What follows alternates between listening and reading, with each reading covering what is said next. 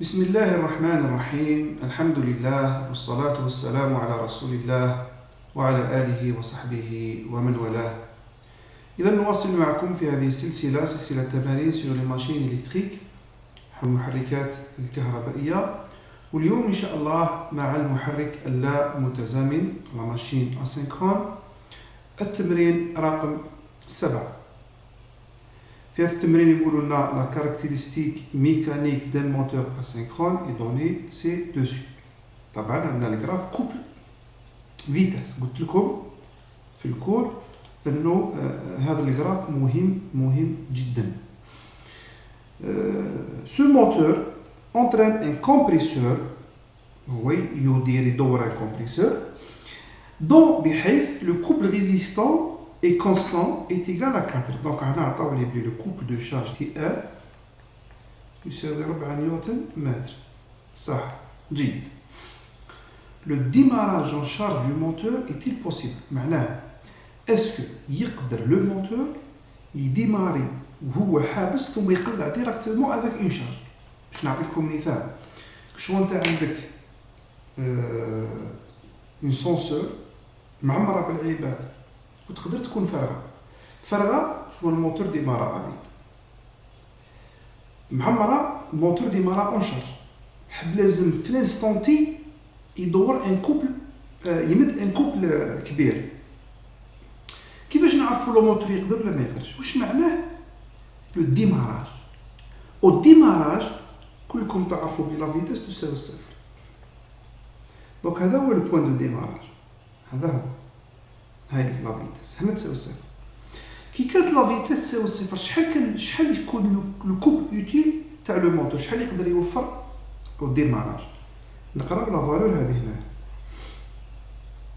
نلقاوها باللي 1 2 3 4 5 6.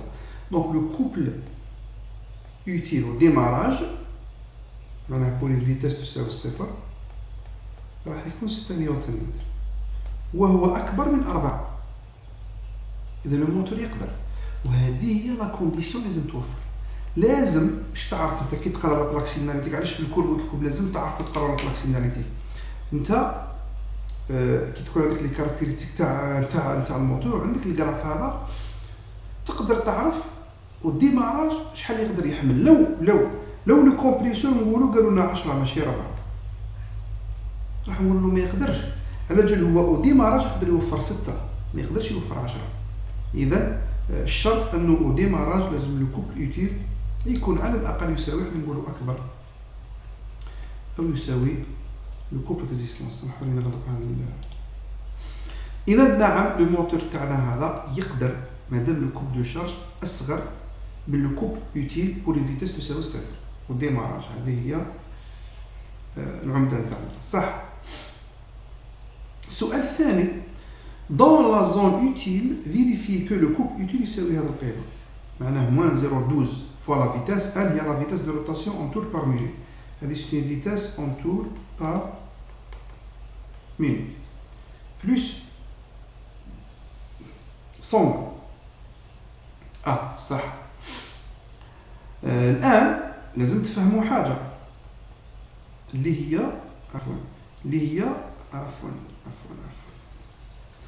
لا زون اوتيل. لا زون اوتيل هي لا بارتي دروات اللي هي هذه بالدلون،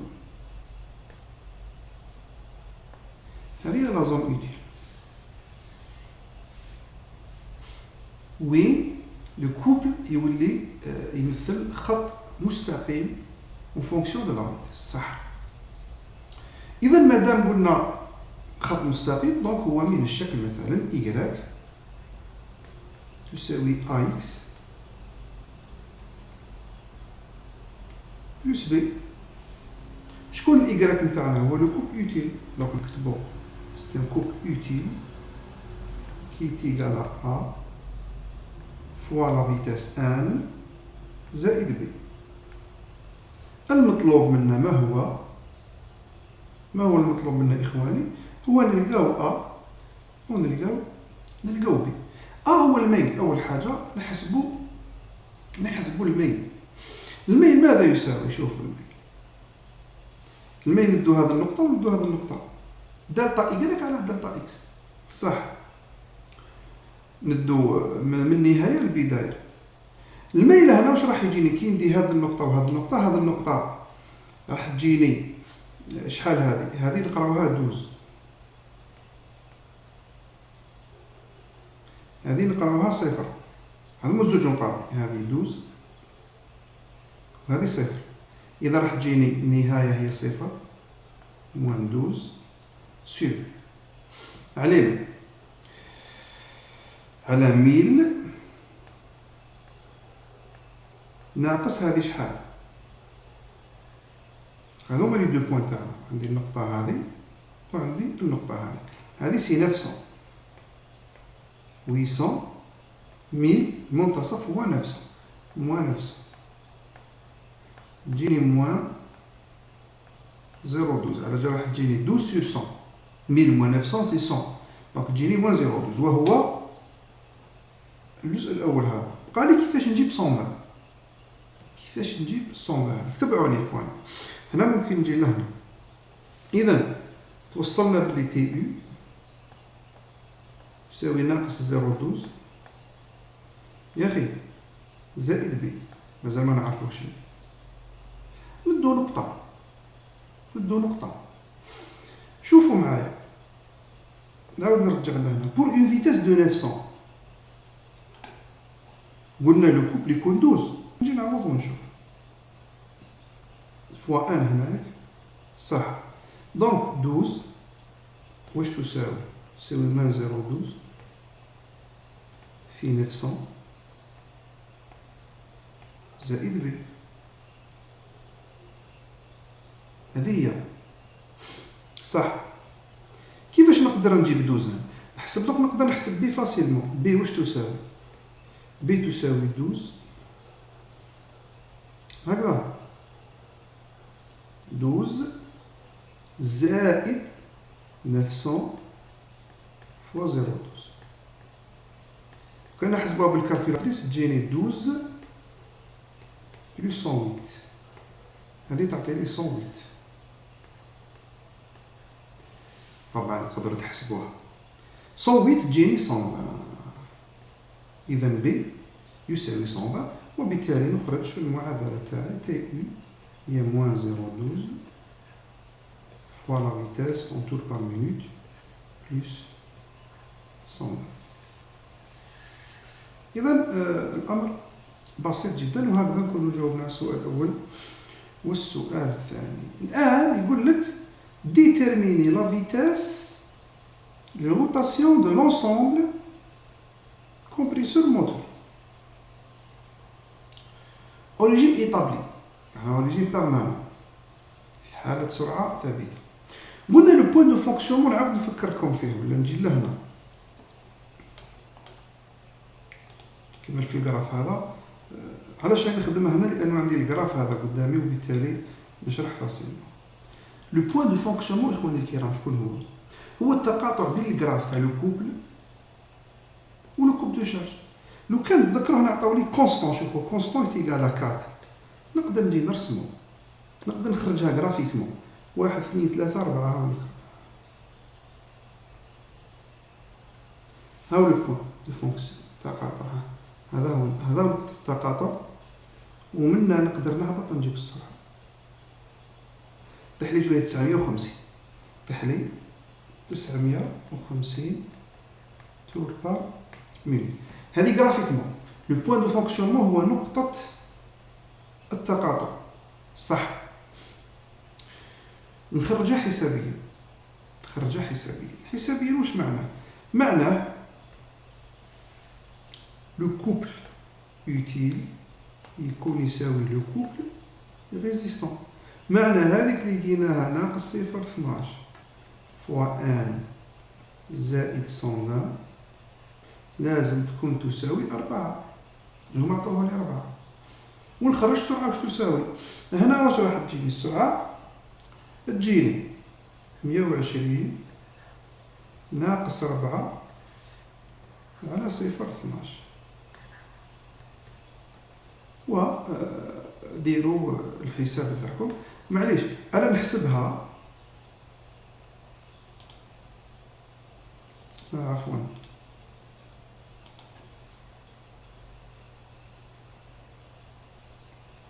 نطلعو كالكيلاتريس رابيدمون نحسبها لكم باش تشوفوها في يعني قدامكم. 120 moins 4 est égal divisé sur 0,12. جاتني 966 وانا كنت درتها 950 بالتقريب يعني هذاك هو. اذا هو نقطة التقاطع. لو كان يكون عندك جراف يعني بالدقة وليشان وكلش تقدر تجيبها بالتقريب، لكن بالحساب يعطيك بالفاصل، يعطيك بالدقة. المهم المبدأ هو انك تعرف باللي لو بوان دو فونكسيونمون في ريجيم ايطابلي هو نقطة التقاطع بين لو كوبل يوتيل و لو كوبل دو شارج. هذه بالنسبة للحسابات نتاعنا. الآن يقول لك بون إذا هذا خلاص لا فيتاس لا calcule la puissance utile transmise au compresseur par le moteur. كي نجو نحسبو لا puissance utile إخواني الكرام هي لو كوبل utile فوا لا فيتاس اللي لقيناها. دونك واش معناها؟ معناها هذاك الربعة لأنه تي ار يساوي تي يو في هذيك 966 اللي لقيناها. شحال لقيناها؟ 966.66. لكن ما تنساوش باش لا بيسونس تخرج لك بالوات لازم دير التحويل، لأن هذا راهي تور بار مينوت. دونك لازم تضربها فوا 2 بي وتقسمها سور 60 لكي تصبح هذه بالراديون بار سكوند، وهذه نيوتن متر باش يعطوا لك الوات.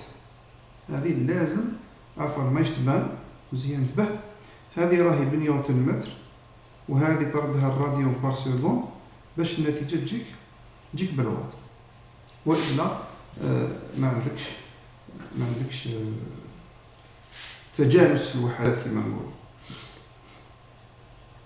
صح اخواني الكرام. الآن بدلنا ce moteur est maintenant utilisé pour entraîner un couple dont le couple résistant est donné une fonction de la vitesse de rotation par la relation suivante. الآن عطوه لي هكذا، ما عطوهوليش ثابت. واش معناه اخواني الكرام؟ نجي لهنا الآن ما ولاش ثابت ولا داير هكذا مثلا. واش ملو ندو البرتقالي ولا مثلا داير هكذا تقاطع يولي هنا مثلا، لأنه لو كوب دو شارج يتغير مع السرعة. كي تزيد السرعة هو يزيد بروبورسيونيل أو كاري دو لا فيتاس. لازم تعرفوا بلي عندنا ديفيرونت فورم دو كوب دو شارج على حسب واش راح تدور اون بومب سونتريفيوج و فونتيلاتور و كومبريسور، تختلف الأمور، تختلف الكوب دو شارج على حسب لا شارج اللي راك تدور، لا كومبريسور ولا بومب ولا فونتيلاتور أو. المهم الآن نعاودوا نفس العملية، نعاودوا إخواني الكرام نفس العملية. معناها راح ندير تي يو تساوي تي ان فقط هذه المرة. بون تي يو حسبنا هنا باش نعاودوه، وهذه تولي تساوي 10 بيسونس موان 5 ان. هنا ولا عندي كثير حدود من الدرجة الثانية، عفوا هنا ولا عندي كثير حدود من الدرجة الثانية. نحلو هنا تولي 10 بيسونس موان 5 ان كاري زائد 0.12 ان ناقص 120 تساوي صفر. ندير المميز تاع بكري ونخرج حلين ان ان دو. السالب يكون مرفوع، السالب راح يكون مرفوع، او ممكن يخرج يدير يساوي صفر. انا مانيش شايف هنا لابليكاسيون نيميريك. المهم تحل كثير الحدود تخرج السرعة عادي جدا. صح. إذا هذا كيف جاوبنا عليه. ainsi que le couple utile dans ce cas راح تعوض بلا فيتاس. نجي لهنا يا إخواني الكرام.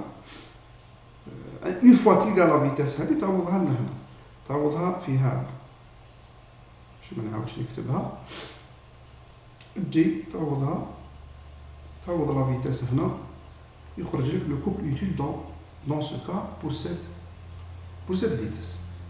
نتمنى إخواني أنه الحل يكون مفهوم.